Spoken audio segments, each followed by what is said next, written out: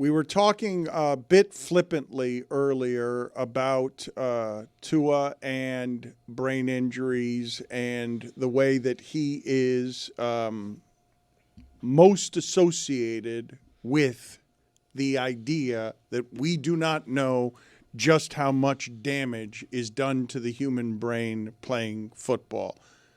Jackson Dart doesn't know why or how he ended up in the concussion protocol on Sunday, but he has now started 10 games and has 5 times where the concussions have knocked him out of games. His playing style is going to welcome violence, his recklessness, his athleticism, his size, not great.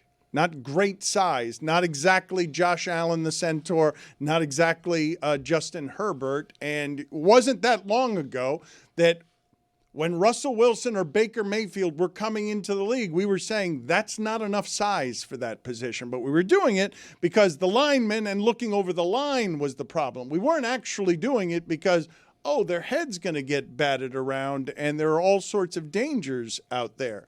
When I say Jackson Dart has played all of 10 games, and I've told you we've got at least 5 concussions that we know about, concussion protocol situations that we know about. Okay, situations, not 5 confirmed Okay. concussions. No, he did not get 5 confirmed That concussions. seems crazy. So that would be crazy. Of the 10 games, he's got 5 times that he's gone to the blue medical tent to get selected to, concussion protocol, but he's also missed 2 games because of a concussion. Okay. I don't know if you guys watched Kenny Pickett at all last Sunday against Philadelphia, but that is offensive incompetence, and Kenny Pickett went through, while Tua was going through his stuff, Pickett was also getting an unusual number of concussions, but we skipped right past that because we didn't have the one game by itself on a prime time where you've got an arm spasming like it was a seizure and everyone worried about should Tua be out there. What do you do with what I just put in front of you as it relates to Jackson Dart, where he's woozy enough that he's getting sent to the tent and he's headed into a protocol while he's not missing 3 weeks like C.J. Stroud did?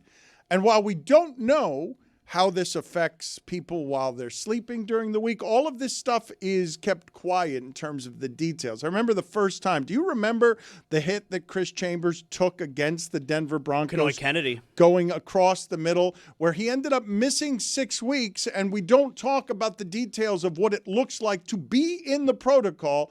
C.J. Stroud on a Tuesday of his 3rd week was being ruled out. That means he's failing the tests. If I put the details in front of you guys, do you imagine you'd be horrified by what the details were that the doctors are using to make someone fail a concussion protocol test? Yeah. Do you imagine that the details, because I remember the first time I was ever introduced to concussions at all, it was the old University of Miami defensive end Bill Hawkins, who said, it's the first time I ever had any inkling what football could do to the human head. Bill Hawkins was saying that he's on the field and he's pass rushing and he couldn't stop thinking about M&Ms. Like that his brain was just scrambled. And all he was thinking about while he was running around out there was M&Ms. Troy Aikman, in the recent Netflix documentary about the Cowboys, says he played in an NFC championship game he does not remember. He doesn't remember any of the details. He played in the entire game. He won the game, I think. I think he won the game. I think he played well without remembering it. What do you guys do with the Jackson Dart information? I mean, I don't know that there's anything to actually do with it. I think this is the game. And as long as he ends up passing concussion protocol, whenever it is, he's going to go out there and play again. Like, these guys chose this life. I don't think there's anything to actually do about it. If we could predict a proneness to concussions, it would change everything about the way we draft and think of quarterbacks and other positions. Dolphins never would have drafted Tua. Giants never would have drafted Dart. I mean, you can't foresee it coming. Unless there's a history in college, you just can't foresee it coming, and it is absolutely frightening. And that's the hard part about how to even talk about it, is that we all know that the next serious concussion Tua gets is the end of his career. But yet we fault him when he's running for a first down and slides a Shouldn't have slid. yard short. Shouldn't have slid. Got to dive forward there. See, it's very difficult because we're playing both sides there. You know, he's playing for his future, his health, his kids' futures, and yet, you know, he can't be the player we want him to be. It's super frightening, the whole subject. Greg, on the Tua situation, right? Like, did he have a documented concussion in college? I don't know. I don't think so. No, that was not something that he came out into the league with. It was the hip, it was the ankle, it was all those things. So, like, when you talk about injury prediction, obviously we don't have that, doesn't exist. But you would look at that and say, like, all right, his hip, his ankle, but not a concussion. Right. In the pros, he hasn't had any issues with his hip or his ankles. Well, I think he hurt his hip last year. The only predictive analysis you could do in terms of prone to concussions is size, and that's something that they take into account. I'm not sure what I'm supposed to do with the Jackson Dart thing, but I know what the Giants should probably do, change his playing style. He can play from the pocket. He has a decent arm. I don't know how dependent he is on his athleticism to make the arm work. I think he's pretty good throwing the football. I tell him to change his style, see if we can work on that. That is something that you can work on with players. And I evaluate the roster, and I maybe bring back Jameis Winston. I make sure that I have a good backup quarterback because him being knocked out of games seems to be the thing. He's averaging a half a visit to a tenth a game. I remember it stood out to me at the beginning of this college football season when they were talking about Arch Manning and the advice that he got from Archie Manning before the season started, before that game at Ohio State, because Arch Manning likes to run around, you know, and the advice, it stuck with me, the advice that he gives him on the phone before they hang up, every phone call when they talk about football, before they hang up, Archie tells Arch, get down or get out of bounds. And like that really stood out to me. That's what it is with these guys. Get down or get out of bounds. Brandon Marshall is going to join us here in a little bit, and I'll ask him some of these questions about concussions because I am curious. I did a story a while ago with Bernie Kosar where we were walking through his home, and he was just sort of explaining to me the era that he played in, where he's explaining what it's like to get sacked on AstroTurf by Lawrence Taylor. And he's just sort of going through his house and showing me where he keeps some of his teeth. His body has been destroyed by football, and I'm imagining when he talks about some of the dependencies to alcohol that he has had that have resulted in a liver transplant. I'm assuming that he's doing some self-medicating on pain there because you need something to make your body feel a little bit better if you're being sacked back then on AstroTurf by Lawrence Taylor. You're not protecting the quarterbacks the way you are now. It is fairly amazing that during our lifetime, the moment that Tom Brady got hurt is the moment that all the rules changed for the quarterbacks. It's also amazing to me that even though the rules have changed for the quarterbacks, Jackson Dart is still ending up in the concussion protocol 5 out of the last 10 games, which it's not just oxymoronic that you can't keep a violent game safe. It's also a delusion to think that there are any rules that you could put in place for the quarterback that would actually protect the quarterback, given that every week we're looking at a call still that's roughing the passer, where all of us are saying that's not roughing the passer. The lengths that they're going to protect these quarterbacks, where you actually have Jeffrey Simmons coming in right up the middle and trying to put his arms at his side because he doesn't want to land the wrong way on a quarterback that he's been sacking the entirety of his life before the last 3 years. I know. Think about what we're trying to do to protect these people, and yet still it's impossible to protect them. Mike's sitting here saying change Jackson Dart's playing style, and I'm like, man, that's just going to be really hard to do. You can tell him, but once you're being chased by somebody, you're going to run out of the pocket. This guy's instinct, the thing that makes Jackson Dart, the thing that makes him paint his face that way and want to be a New York star is that he's going to run right through to try and get to the end zone. I don't know how you change that. And it's hard to change those things, like we talk about the Diego Pavia situation. Like, Diego Pavia got to where he is because he is like that. So asking him to stop being the way that he is kind of tough. You can look at hindsight and be like, yeah, he shouldn't have done that, but that's who he is. Jackson Dart is a guy who's going to be athletic. He's going to go out and try to be aggressive and get first downs and dive head first. Like, how do you train somebody to not do what he's done his entire life? I mean, you can retrain Jackson Dart and Tua to be different kinds of quarterbacks, but always to the detriment of the team. I mean, that's the big criticism, is if your quarterback can't run on 3rd and 2 with a likelihood of getting a first down. That's a huge problem in the modern NFL, and it is the big difference. One of the big differences why Josh Allen is so great, why Patrick Mahomes has been so great. Those guys can run on 3rd and 8, and you feel good that they're going to get a first down. But the reason, or one of the reasons that this has not afflicted Josh Allen, I told you earlier this season how weird it was for me to see Sauce Gardner come on a blindside blitz, hit Josh Allen in the back, and he just spun out of it because Sauce Gardner's not big enough to do anything that actually hurts Josh Allen. In my lifetime, let me see if I have this right, because you guys, I understand how it is that you would come about saying, well, just teach him how to play differently. In my lifetime in football, there have been 2 things that I could remember that have been coached out of a player. Tiki Barber used to fumble. And then they made him hold the ball differently, and he stopped fumbling. He no longer was a fumbler. Usually, if you're a fumbler, you just lose your job. You don't stop being a fumbler. You just get run out of the league. The other thing that was coachable is Josh Allen's recklessness. He is less reckless. He can still do it, but he doesn't turn over the ball as much. Do you guys have a lot of examples of a coach being able to coach the style out of a quarterback? Like coach. Yeah, I have a couple, but sometimes the league legislates it with how they hit you.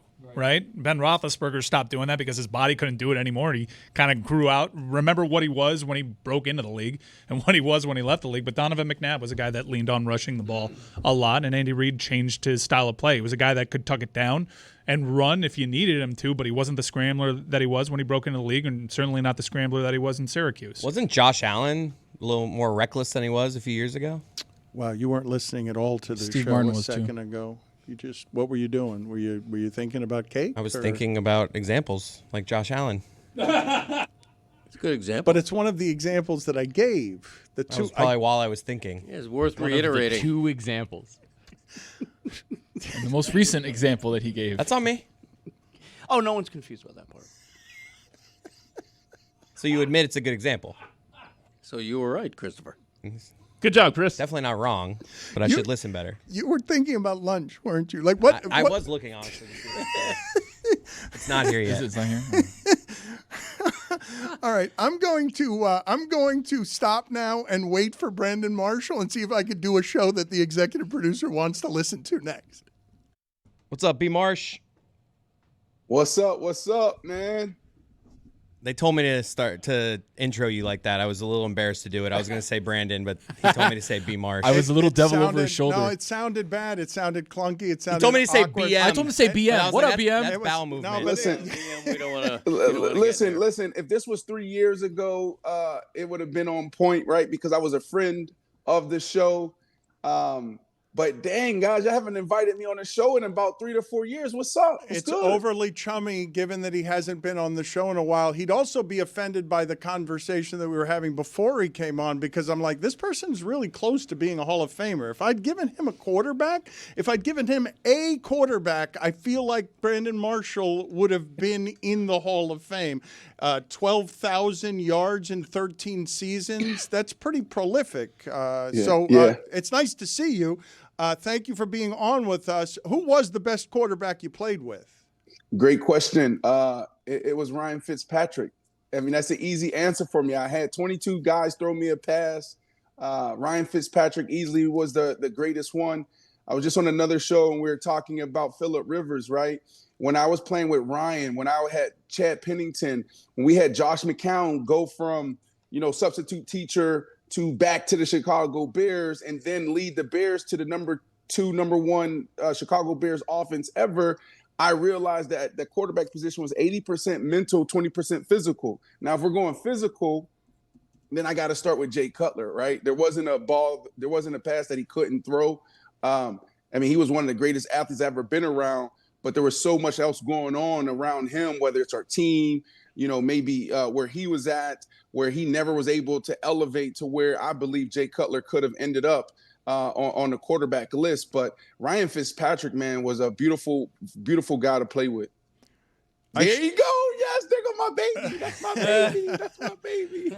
I should have mentioned, by the way, he'll be part of the in-studio team for Netflix's NFL Christmas Day doubleheader broadcast. He'll be doing Lions. Let's go. Vikings live pregame show starts at 4 p.m. Before you came on with us, we were talking about concussions here, and I don't think that we have any real knowledge of what it means to have your head scrambled. Can you explain to us any of the details? I don't know if you ever had much experience with concussions, but the parts that people don't know about lack of sleep or how you actually get affected and scared, what can you tell us that people don't know?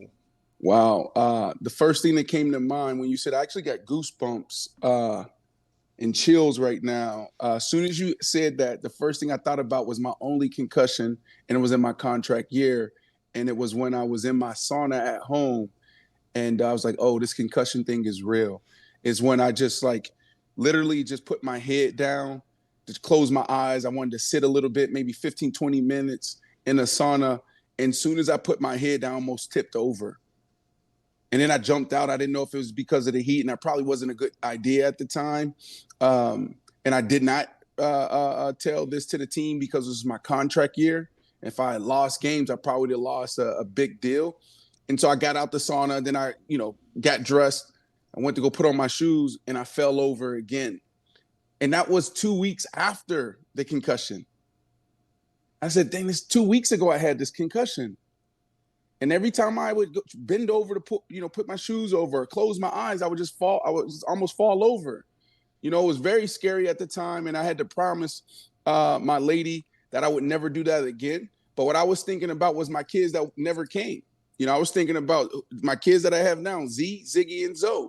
I said, there's no way they're going to take me off this football field. I came too far. I'm from the poorest county in all of Pennsylvania, one of the toughest cities, poverty-stricken. There's no way I'm going back there. That's the only thing I could think about. So all I was saying is I'm finishing this year. I end up finishing having over 100 catches, another Pro Bowl year. And I went on to the Miami Dolphins, came down here with you, Dan. You did not invite me on the show at the time. I think you still was at ESPN. You was with the bad guys at the time. And yeah, so that was my situation with concussions. We recently talked about something that Quentin Jammer, I believe you played against Quentin Jammer. Quentin Oh, my Jammer said in goodness. 2010 he played 8 games just face drunk. And I'm like, that's not possible. You cannot cover Brandon Marshall if you're drunk. You can't cover him when you're sober. Do you think it's possible that he was face drunk for, he said 8 games in 2010 or 2011? Your show is going to turn into something different because I'm about to give some viral bites myself. I played high one game, and I had 3 touchdowns. It was Chicago Bears against the San Francisco 49ers. Now, I wasn't high off of no drugs or weed, well, that type of drugs, no street drugs. I was actually high off of pain pills, right? The week before, we're playing against the San Francisco 49ers, about to open up their new stadium. It was like Sunday Night Football, Monday Night Football. I tore my ankle. I was supposed to be out 6 weeks. And I said, no way. And I asked the team, just give me until pregame to prove to them that I could be good enough to go out there. And so, man, I take this thing up after a long week of just healing and recovery, flying doctors into Chicago to help me out. And I may have popped like six pills, right? What is it? Codeine or something codeine and hydrocodone. And then there was 2 other things. I got the horse shot, they call it, that the one shot you get in your butt. I got that. The Toradol. At the time they wasn't the Toradol. Yeah, there it was. So at the time they stopped giving us the Toradol shot. So what I ended up doing is going on the black market and getting Toradol pills. So I took 2 Toradols. I took maybe 4 or so hydrocodines, and I went out there and I felt nothing. And I scored 3 touchdowns. Well, career high. 3 touchdowns. So yes, a guy can go out there drunk for 8 games and play pretty good football. What do you remember about how your thinking was affected? Because you had 5 catches for 48 yards. You had the 3 touchdowns. You have some cognizant memories of how it is that you felt, or you just felt nothing? No, I just remember. I just remember taking him, right before we went out, and just being like, "Holy sh!" I'm trying to stop cursing here, so Can't say that because my mom is watching your show. She's a big fan. But I'm like, holy, what is happening? I was scared. I said, I may have made a mistake. I don't feel the pain, but am I going to be able to remember all these plays? But I was fine. I really was fine. You know, I was able to navigate through it. So there was no lacks in that area. Brandon, the season opener in 2008 against the Chargers and Quentin Jammer, you had 18 catches for 166 he yards. Was drunk. And a touchdown. He was drunk. Yes. He was drunk. How you give up 18 catches? He was drunk. No, it wasn't against Quentin Jammer. That was more so on Antonio Cromartie. Crow. He had 11 tackles, though, Quentin Jammer, so you got to think maybe there's a chance that was near you. Yeah, so 2011, that was a different year. You should have asked. Now, mental health is a real thing. You know, I think when did he retire, right? Because 2011, the first time I faced Quentin Jammer, and I used to see him twice a year, was in 2006. And that was actually my welcome to the NFL moment, was Quentin Jammer. So Coach Shanahan, it was week 6. So Coach Shanahan called me on an off day, and he brought me in his office, and he said, I'm putting you in now. He said, here's your package, and here's who you're going against. I think this is a great matchup for you. You're 6'5", 230. You know, he's like slow. He's stiff. You know, you're going to be able to dominate this guy, but this is your time. It's time to go. It's going to be about 20, 30 plays. You're the third receiver now, okay? You ready? I said, yeah, I'm ready. So I go out to Best Buy, buy myself a TV that I couldn't afford at times when those big TVs was thousands of dollars. And I went outside my budget. I said, man, I'm going to go buy this, so I got to pay it off, man. I got to go out, ball out on Sunday. Man, I get out there on Sunday, Quentin Jammer jammed me up. Quentin Jammer, I said, this is a grown man. I couldn't get down the field. I said, man, what Coach Shanahan set me up for failure.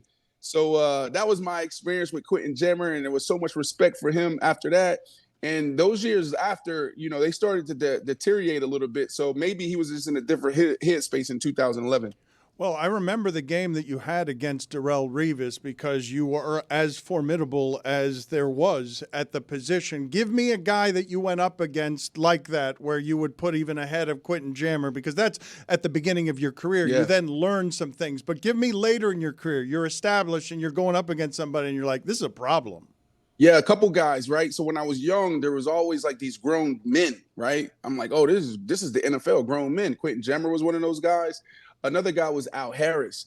Al Harris, defensive back coach, I believe, for the Dallas Cowboys maybe now. He used to play for the Green Bay Packers. He was a grown man, okay?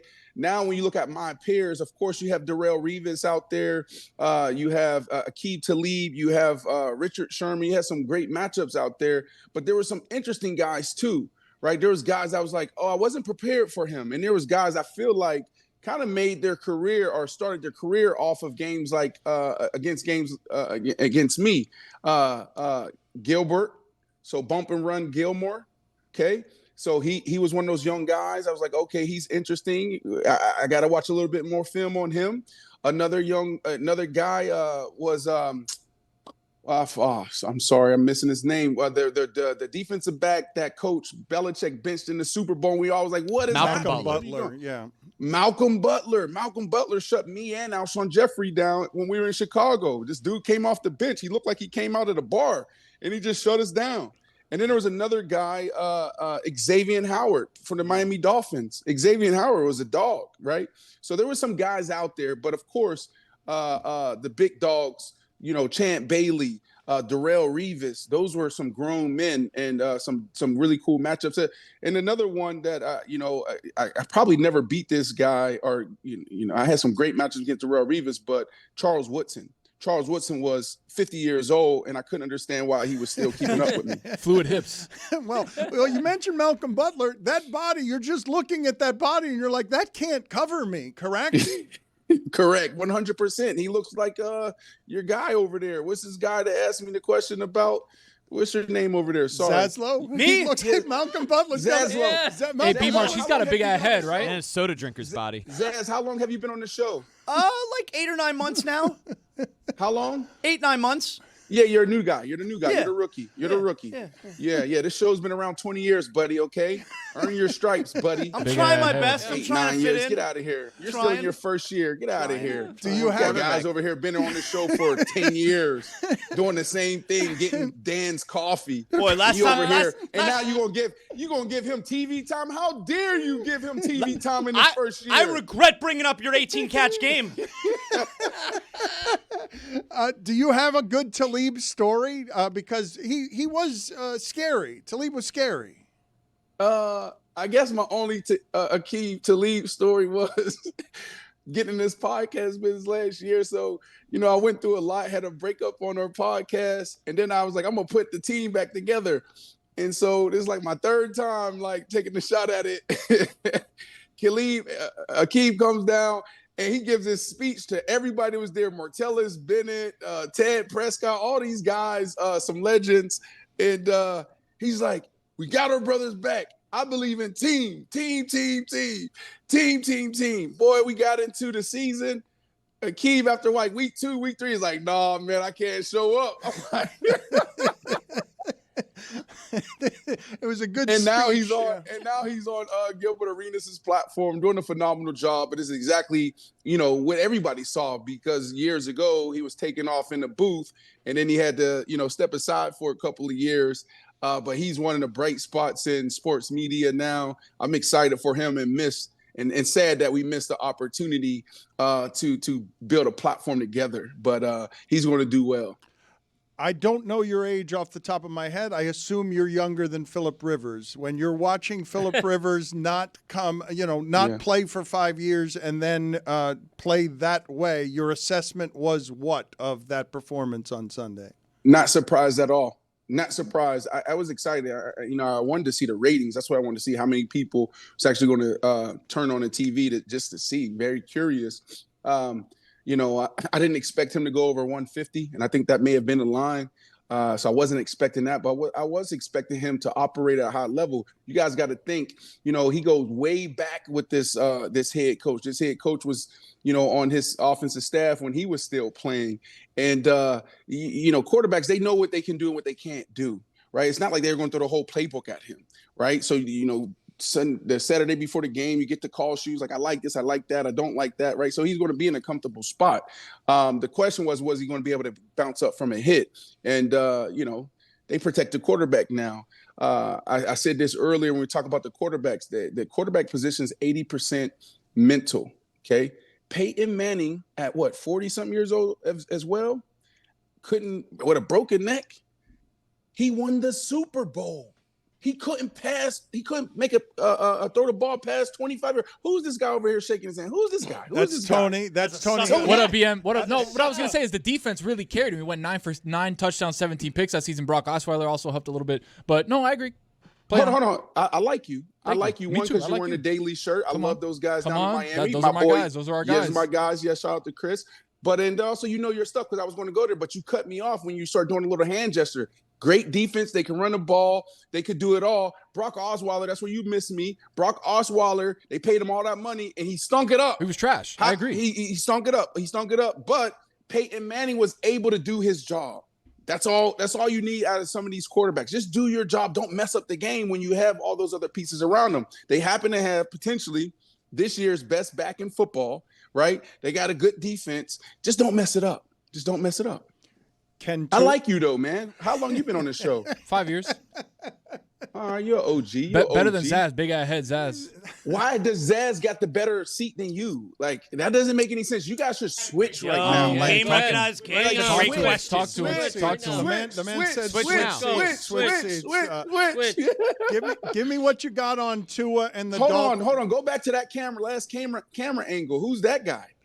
Who are you pointing at now? Greg Cody? Are you pointing? No, not Pop. So don't do that. All right. I got a question. For No, Brandon, no. though. Go to the other camera angle where we just switched. No. Black guy. DEI.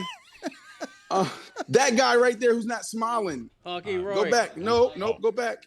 Got to be Mike Ryan. That guy. Who is that guy? Why doesn't he smile? He needs to have his own show. Why aren't you smiling, buddy? You okay? It's Christmas. I no longer time. believe you're a big fan of our show. He's been around for longer than most of the people around here. I do appreciate you coming in here and calling him Pops and Thank you. respecting the generational talent. Off of last night's game, Tua and the Dolphins, we have been pretty hard on the idea that there's been a regression there. Your thoughts on what the Dolphins need to do at quarterback? Oof. Yeah, it's just man, I hate to talk like this, man. I guess it's part of our job, right? You know, my job now that I'm on this side of the line with you. If you want to win a Super Bowl, you know, Tua is not the guy who's going to help you win a Super Bowl, but Tua, you got to respect the couple years that he gave you that came in here and gave some stability and had some phenomenal years, but something's off there. You know, call it concussions, call it, you know, relationship with Tyreek Hill. You know, Tua is an interesting one. I think that, you know, that decision is going to be on Mike. If the general manager decide to keep Mike McDaniel will have to decide, does he want to keep Tua? But what we got to realize this too, guys, is that relationship between a dog, number one receiver, and a quarterback is everything. There's been times I've been in the locker room as that dog, number one wide receiver, and man, I was in my quarterback's head. When I was young and how I approach situations, it tore up the whole offensive side. Our offensive coordinators can't think. They're holding the cars like this every day, shaking because they're like, man, if I don't call the right play and Brandon Marshall's not in it, I got to hear from him. Then you go to your quarterback. Your quarterback is frustrated. He can't go through his progressions. So the offense out of whack. You want those guys to be out there calm, cool, collected, and just going with the flow of the game, how they see the game, not saying I have to force it to someone.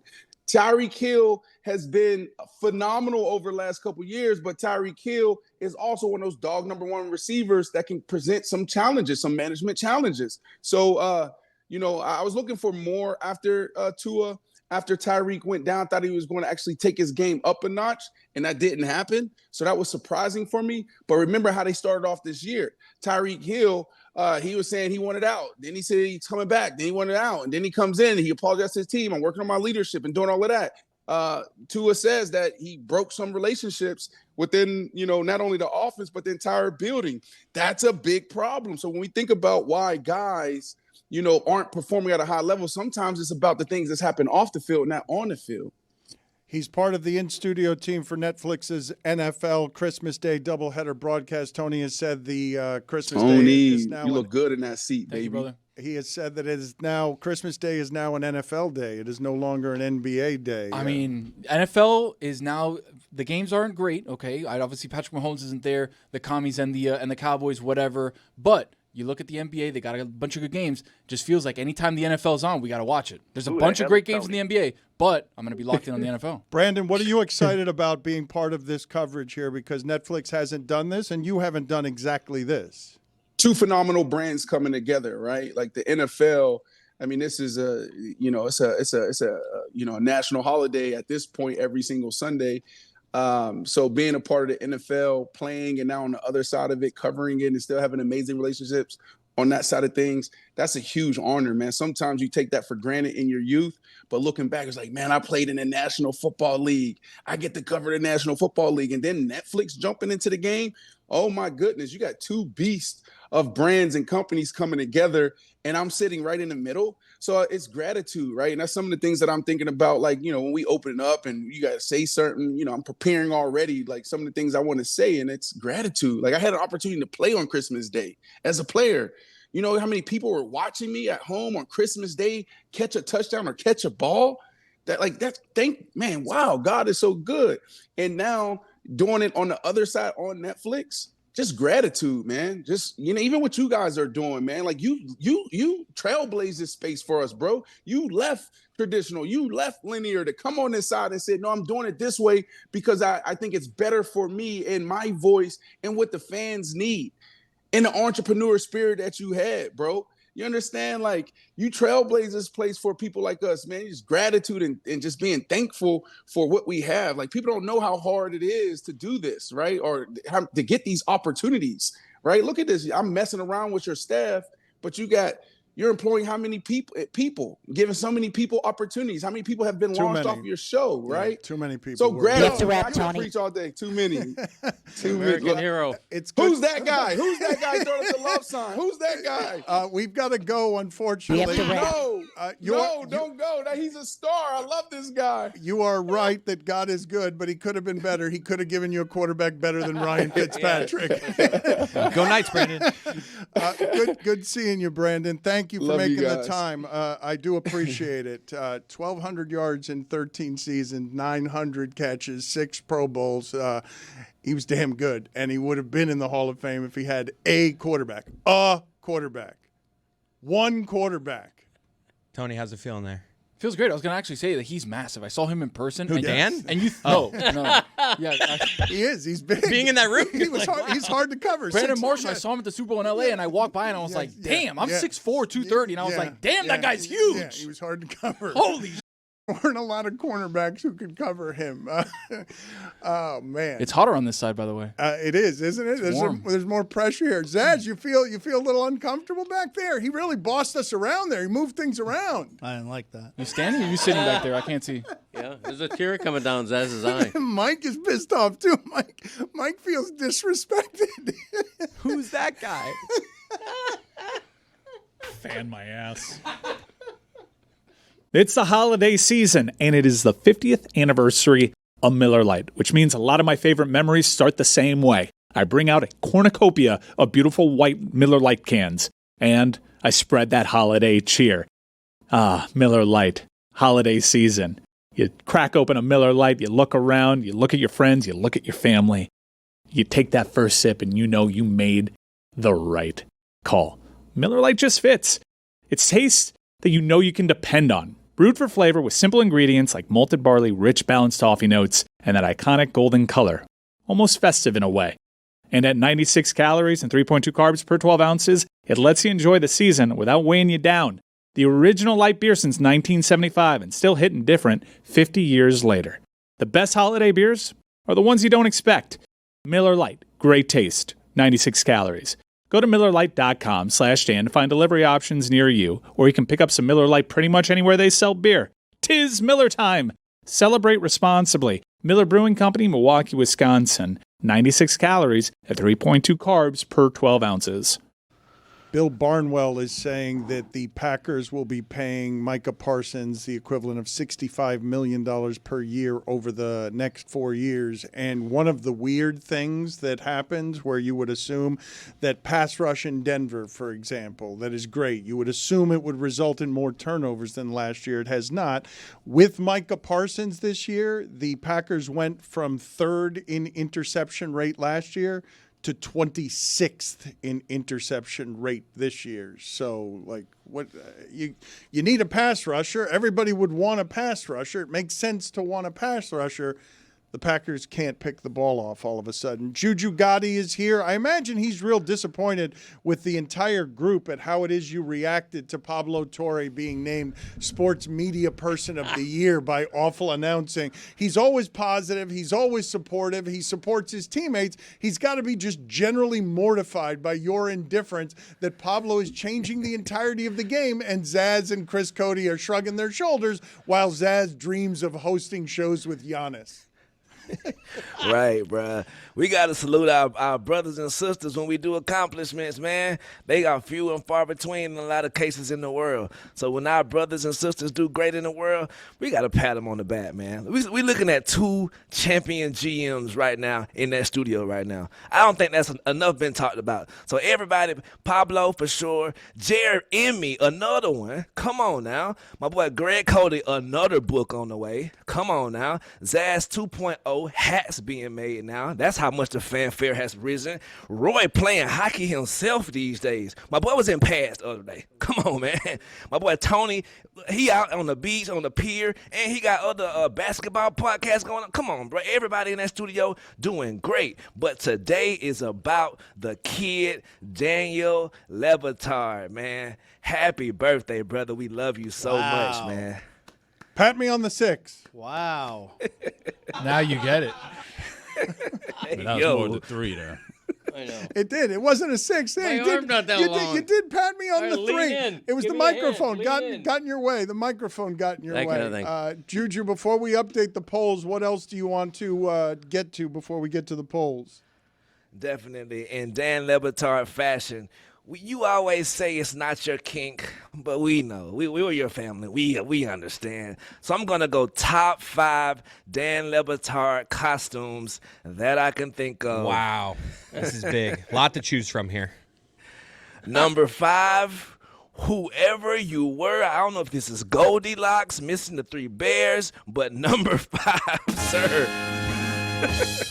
Who are you wearing, brother? I think I was Game of Thrones. I think Just that the was, whole show. That's you? No, I think what was the star, the dragon woman? What was Khaleesi? I Oh, think yeah, that's yeah, I think we that's love what I her. was doing there with Game of Thrones. Look at those arms. You look good. It's a lot of arms Hey. showing Wow. up there. Come on, man. 27-inch pythons, man. Number 4, Benito, man. My boy, this year, you were fresh as hell as Benito. I loved it, man. You put very look how the effort you put into this. I don't know if it was you or Valerie, but the gloves brought it home, bro. I think I know the answer to that. was Yeah, him. it wasn't me making those gloves with sequins. That was Valerie. It wasn't me stitching those Dan's gloves. there with like little That glasses, wasn't her. like, oh, this would be nice. 3 in the morning. Number 3, my boy, he dressed up. I was like, 2023 Ken. Look at him. Come on, man. Look at the hips on my boy. Those are skinny jeans right there. Right. It was fantastic. It went along with the season. The movie had just come out. Brilliant costume. Number 2, my brother, when you was Richard Simmons. This is more epic because of what you were talking about right there. The world had been waiting on you to finally discuss Whitlock. And you said, you know what? Let's do it. And the number 1 costume, man, made hearts break across the country. My boy took his chest out, man. Dan is Nacho Libre, man. Look at the kicks, man, everywhere, head to toe, man. Drip certified. Salute, brother. Happy birthday. Thank you, Juju. I appreciate that for my birthday you have caused me the great national and international shame of this is not a kink. I'm embarrassed by these all the Oh, time. you love these. Okay, you guys keep saying that. You guys are better at knowing what I feel than I am. Yes, I know that. And when I tell you I feel differently, you're great at calling me a liar. Well, let's update some polls. Do you know how annoying it is for me to spend an hour in the bathroom before I come into work with Valerie putting makeup on me and an assortment of things that are uncomfortable? You guys think I like it? I do not like it. I never like it. You love it. I do it for the audience. I do it for our loyal fans. How many penalties do you guys owe around here? How many Penalties? Chris, Punishments, I think I owe 2 Chris right owes now. 4. One. No, it's 3. Yeah. 3? Well, it was. I have to sing the national. You sing the national anthem yet? and then I got to do a TikTok. And then there's 2 more. Oh, I thought it was 1 more. Okay, I very think it good. actually I'll sing might be that another national anthem tomorrow. You How about guys are not responsible. You're not accountable. Cody, Greg, do you owe any It's week penal- 15. any So penalties? close. No, Cody, Cody Greg. hasn't picked one even one time this year.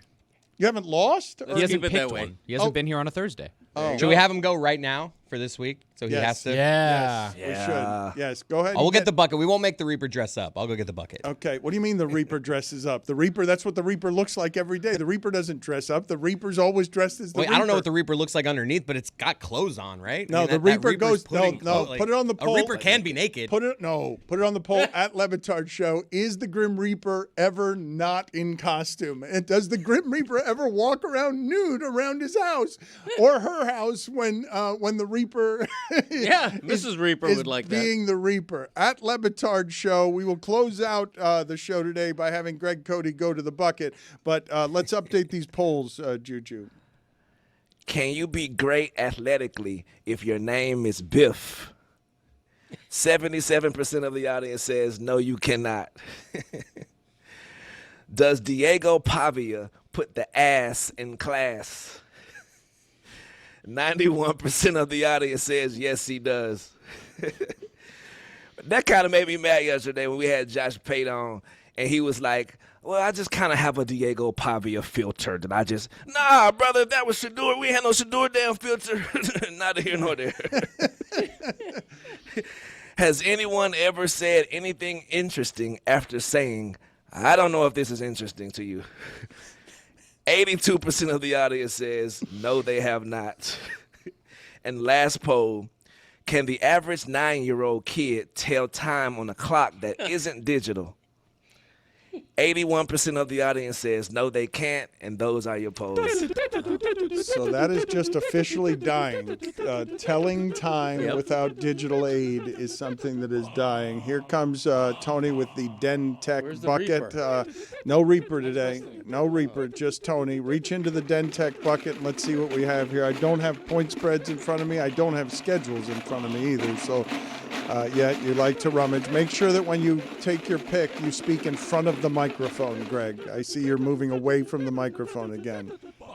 San Francisco. Monday Night Football at Phillip Rivers. I have that in my calendar. That's how I know that so They're a quickly. 6-point favorite at the Colts on Monday Night Football. Keeping it? I like that. Okay, he's going to keep it. Yeah. All right, so Phillip Rivers, who is older than Greg Cody, is starting a game against the San Francisco That's why 49ers. I kept it. Thank you, Juju. Appreciate the time, as always. Yes, sir. Rest in And peace, if Rob we're- Reiner and his wife. If we're slapping people on the 6 as well, I will say that you should support Alley Oop. He does a great job on all basketball matters and pop culture matters. Juju Alley Oop, wherever it is you get your podcasts, also has its own YouTube page if you want to support all the things Juju is. Thank you, sir. Yes, sir.